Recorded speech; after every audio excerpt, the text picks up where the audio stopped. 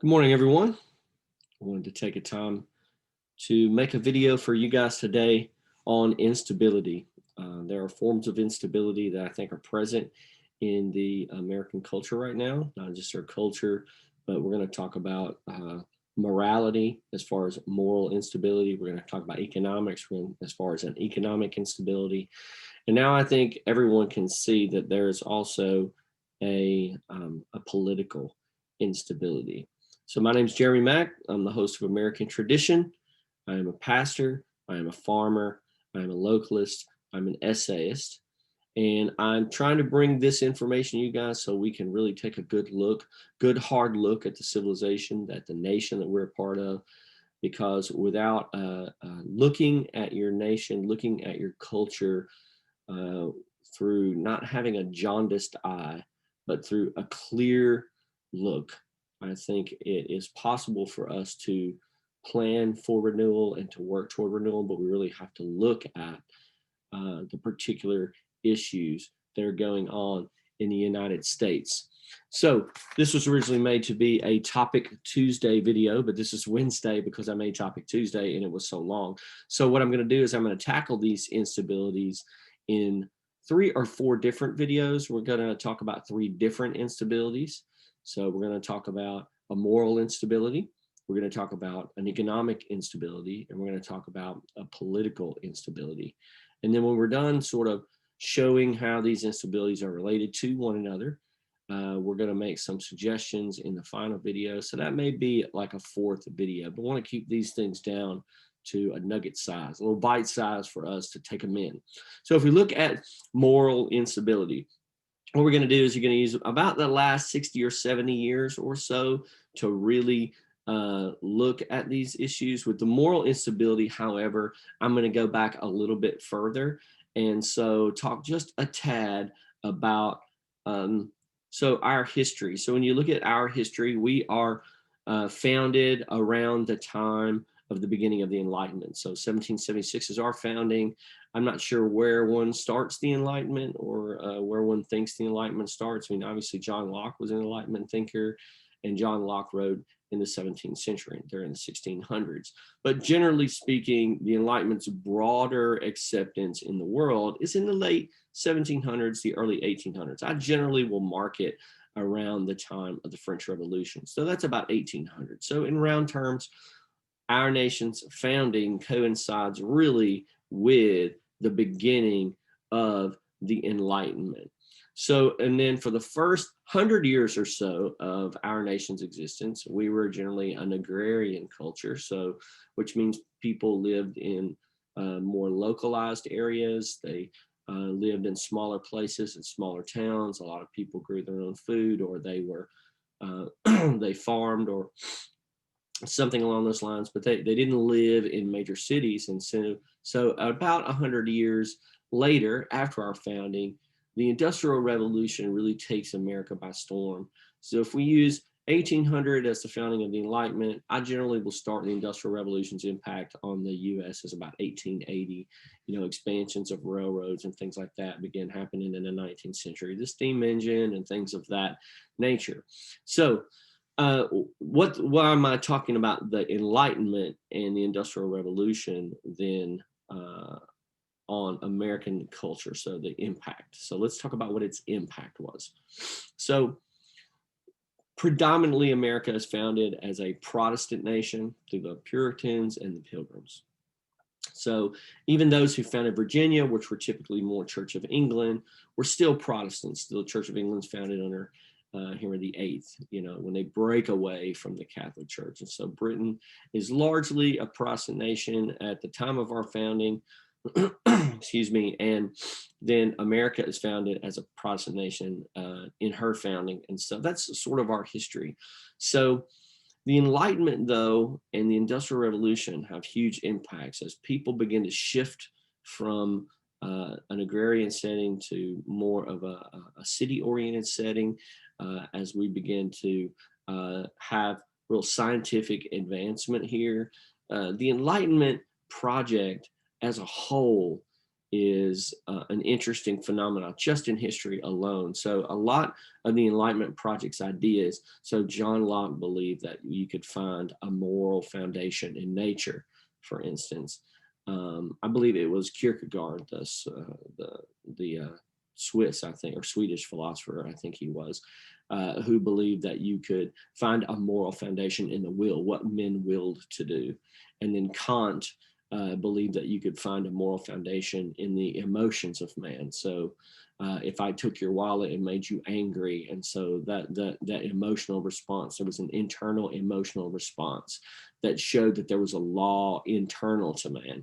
Locke believed you could see it externally in nature. Kant believed you felt it internally. And then Kierkegaard believed that there was a radical will, that the will of man demonstrated it. So there was, natural law, you can say, and then human law, and then human will. And so it was mind, will, and emotions. You can just play it that way. And so the Enlightenment project is really based on finding a moral foundation for society outside of religion. In our case, that would be outside of Christianity. So the founding of our nation sort of coincides with the beginning of these thoughts to really take their root in Western civilization. And so in our nation, you start to have larger and larger groups who would either be deists, which were agnostics, or they were atheists. They did not believe in God at all. And so, and then the Industrial Revolution begins to bring technological advancement to man. So by the 1930s, so if you think of Harvard, Yale, and Princeton, most people think of them as Ivy League colleges that are highly opposed to Christianity and are really surprised to find out that they were originally founded as Bible colleges and liberal arts institutions. And so originally, Princeton, Jonathan Edwards is the famous Puritan, probably, he's often termed America's Augustine. He is the third president of Princeton. So Princeton is founded by the Presbyterian Church U.S., and the Presbyterian Church U.S., up until the time period I'm going to give you, is a historic Christian body which believes the scriptures are inerrant, infallible, the only rule for life and faith. And then so Harvard falls first, and then Yale, and then Princeton. So really the ages of the institutions, Harvard's the oldest, Yale, that's where Edwards actually went to school, and then Princeton is where he's president. Their ages show them, they fall in order of their ages. And so Princeton falls in 1929. J. Gresham Machen records sort of the fall of Princeton. The point I want to make is that the Enlightenment and the Industrial Revolution together, the idea that man could find a way to have a moral foundation, to have a civil society apart from God, and then scientific advances and drastic movement around the country, the building of the major cities, the great cities of the U.S., Chicago, New York, LA, things like this, they produce really what I would consider a defeat of the mainline Protestant denominations. They all succumb to a liberal theology by 1930. And that is the general history of the U.S. as far as its religious philosophy, its moral philosophy, and then the technological revolution that sort of brought the collision about. And so after about 1930, America is generally speaking, a purely secular nation. So by 1930, we are atheistic, and we are fully bought into the idea that we can find a moral foundation for our society outside of the Christian faith. So this atheism, though, brings about a change in the way people think, okay? So if you take away eternity and you take away salvation, all right, so what holds human passions in check? Because what held human passions in check before, the Christian faith taught, don't live for your pleasure now, live for eternal pleasure. So live for the eternal delight of being with God. So the beatific vision has this huge impact on the way that people live their lives.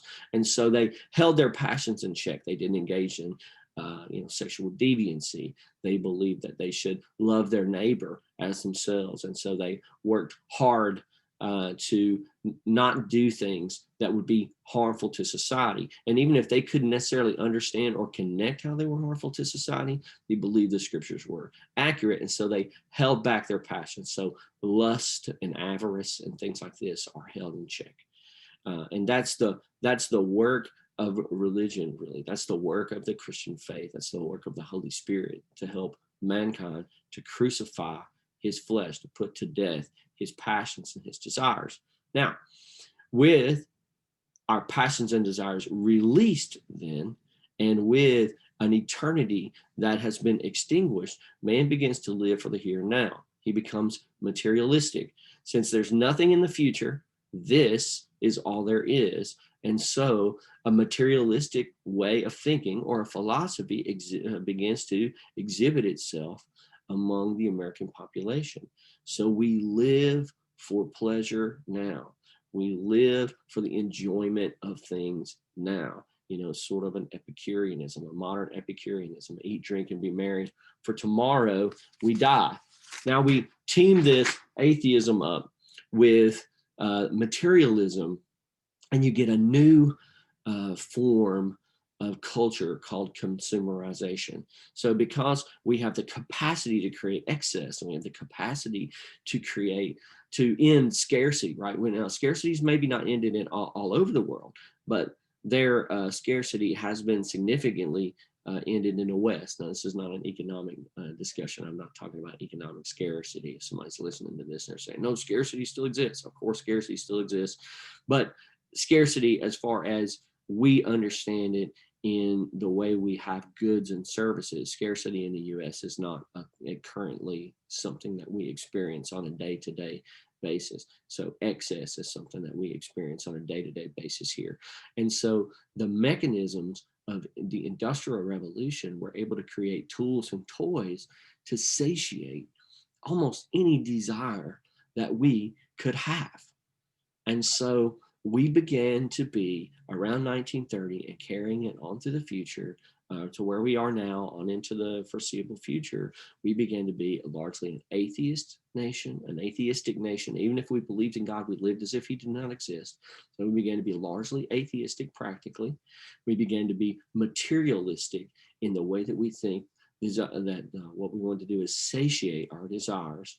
And then this gave rise to the Industrial Revolution, to a consumerization where we could literally produce anything that we wanted. One of the things that I've pointed out between the difference between, say, moral capitalism and consumer capitalism, moral capitalism originally produced goods that serve the needs of man, where consumer capitalism really produces more needs. I remember as a kid when Air Jordans first came out, right? It's not a legitimate need. Shoes are a legitimate need. Things to cover your feet, those things are legitimate needs.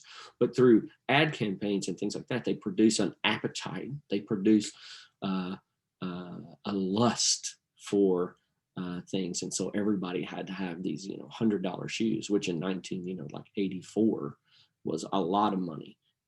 They're not actually near as expensive now as they were even then when you factor in inflation. But so a consumer capitalism produces needs and desires, new needs or new wants and desires.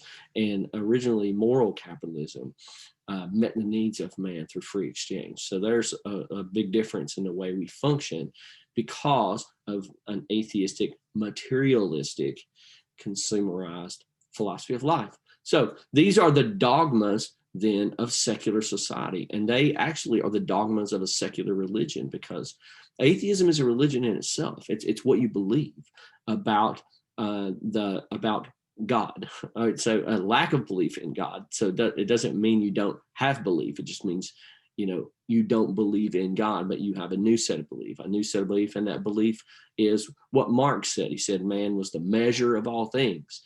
And so we began to use ourselves as the measure of all things, that's no wonder we came about with materialism, and no wonder arose a consumerization. So atheism, materialism, and consumerization. These are the three main dogmas then of secularism. So Leo Strauss is a very famous conservative, I don't know if you want to call him a philosopher, maybe, a very famous conservative person. So that even there's a whole school of thought that revolves around Straussian ideas. So Leo Strauss was one of the people that made the case that America was a concept nation. We were the first nation in the world that wasn't like blood and land and family. We were based around concepts or ideas. So Straussian idea, or the Straussian conservatism, Leo Strauss, he says this, he says, secularization means then the preservation of thoughts, feelings, and habits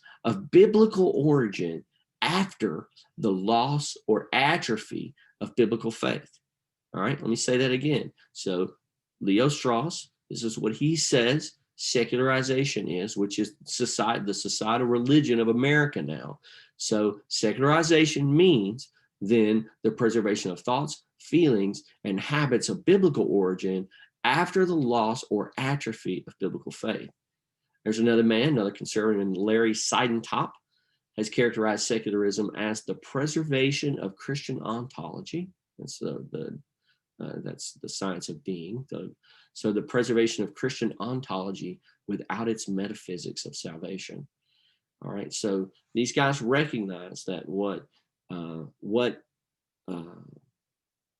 secularized worldview was essentially the Christian religion without the metaphysics of salvation. All right, and so one of the key issues that you get then when you strip Christianity of a future salvation and eternity is you get a secularized religion that tries to bring utopia to the world now and today. And so that's a major problem, and I'll deal with that in another series of videos. But so this lays out for us our moral instability. So we become morally unstable because the passions and desires of man are unstable.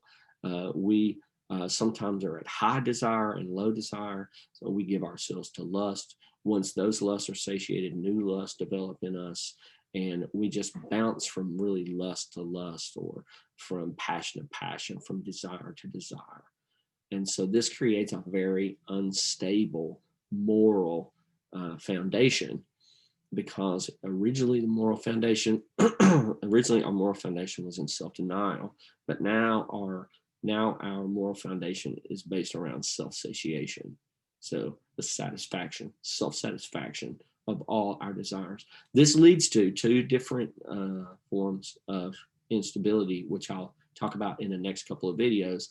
The first of those is economic instability, and the second of those would be political instability. So we're going to talk about in the next set of videos then how our moral instability led to an economic instability, which is now manifesting itself in a political instability. So stay tuned for that. You like the picture behind me there. It's the fall of empires, by the way. That's the picture of the fall of the Roman Empire. So one of the issues I believe that we're seeing is sort of some of the things that they experienced at the end of the Roman Empire, but all great empires have these same instabilities within them, moral instabilities and economic instabilities, and then finally political instabilities, which leads to a low confidence society, a low trust society. And once a society enters into low trust, which I believe we just entered into, once a society enters into a low trust society, then its demise really is almost at hand. So we need to act quickly and see clearly how our foundations have been eroded, and what we need to do to help restore the American tradition, the traditions that made America great, to America. Signing off, stay tuned for our next video where we talk about how the moral instabilities lead to then an economic instability. God bless. Bye-bye.